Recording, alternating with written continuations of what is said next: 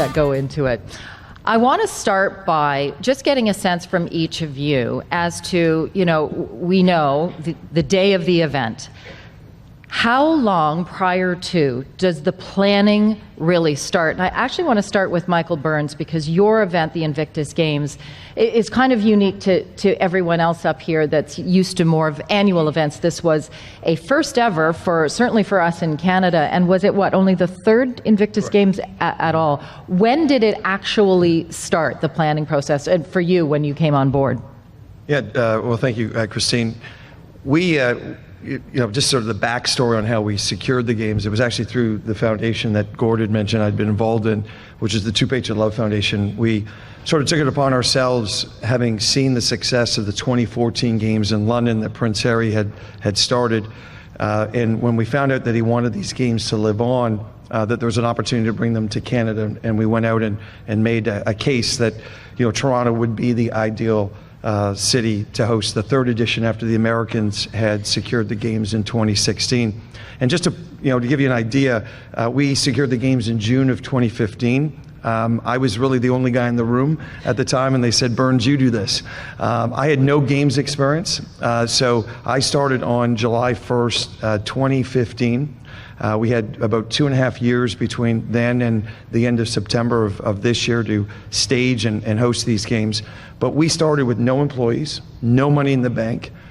We unlike other games, whether it was the Pan Am, Para-Pan Am Games or Olympics, where they walk into their offices and 80 or 90% of their money's in the bank, we had none of that. We didn't have a deficit guarantor, so the city, the province, or the feds, while they ended up supporting the games, were not going to backstop us if we went into deficit.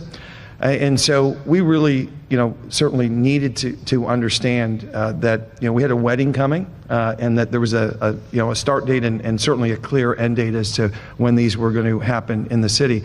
And fortunately for us, the timing when we went to market in the fall was we had all of these, what I would call gamers, coming off the Pan Am Para-Pan Am Games, who had multiple games experience, both at domestic events across the country as well as around the world. And so the timing for us was perfect. But I think, if you look back on some of the key decisions that we made, it would have been very easy for us to jump into the what and the how. But what we really needed to do was go back and answer the question, why? Why did we decide to bring these games to Canada? What benefit would they have? Why would people support these games, whether it's government, corporate sector, or others who are going to help deliver them? And that really, when we answered that question, really was for us the foundation for all of our planning and execution.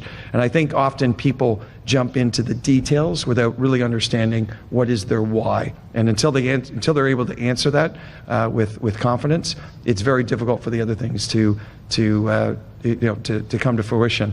That being said, our games, like in Olympics, like the Pan Am Para-Pan Am Games, had all of the elements, even though they were more modest in size, from the marketing and sales to the volunteers to the team and others to be able to deliver it. So yes, ours was quite unique and different, and we had a very short runway to get things going.